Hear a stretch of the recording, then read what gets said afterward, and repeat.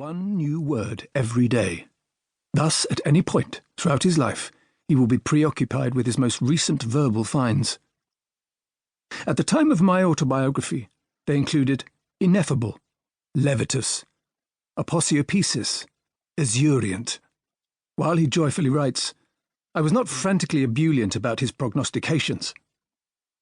Yet alongside this self-conscious verbalizing, he has a natural expressive gift that constantly results in striking, even poetic phrases. A vibrant, expressionist recollection of the sights and scents of late Victorian Lambeth concludes, From such trivia, I believe my soul was born. The new Waterloo Bridge, although beautiful, meant little to me now, only that its road led over to my boyhood. Kennington Park still bloomed green with sadness. Returning to the scenes of boyhood, I had a feeling of uneasiness that perhaps those gentle streets of poverty still had the power to trap me in the quicksands of their hopelessness. A few critics of the time were sceptical of the childhood hardships Chaplin recounted and sought to dismiss them as Dickensian fiction. Even recently, one or two American revisionist biographers have resumed the attack on his veracity. But hard documentary evidence consistently confirms Chaplin's account. The book was a prodigious feat of memory. He had no help from researchers. When he wrote, the studio archives, kept in his home from Vevey, constituted a vast, virtually inaccessible mass. From the early theatrical years, there was little besides one small scrapbook.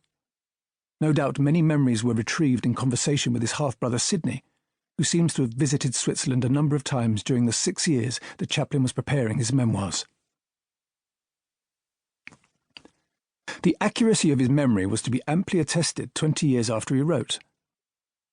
In the 1980s, a mass of documentary evidence re-emerged from researches in the London Civic Archives and from 2 large trunks of early memorabilia that Chaplin's brother Sidney had kept in store for many years, and which were rediscovered and given by Sidney's widow to Una Chaplin. Apart from providing odd dates and details that had eluded Chaplin, the new documentation contradicted nothing in his account. Sometimes his few mistakes actually served to vindicate Chaplin's memory.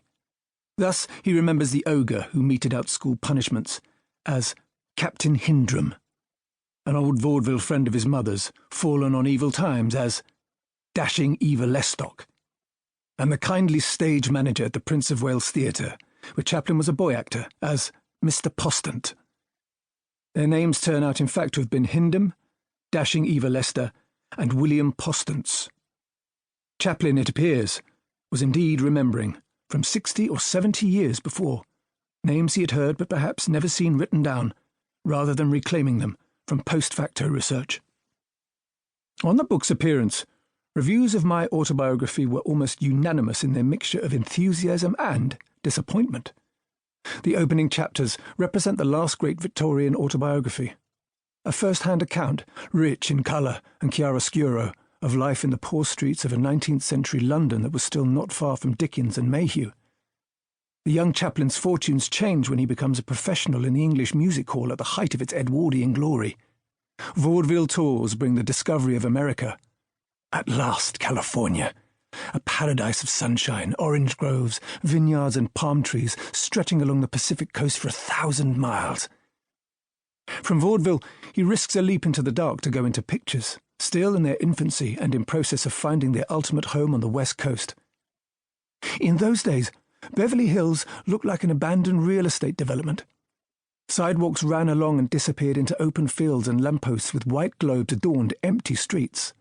Most of the globes were missing, shot off by passing revellers from roadhouses.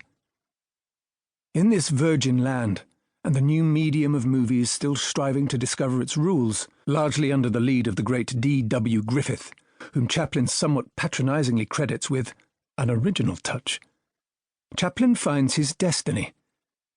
The chapters on his first contracts with the Keystone and S&A companies give a vivid, if cursory, account of his struggles, personal and economic, to win creative autonomy, to bring to the coarse popular show of slapstick movies the subtler skills he had developed in the music halls, and to add another dimension to my films besides that of comedy.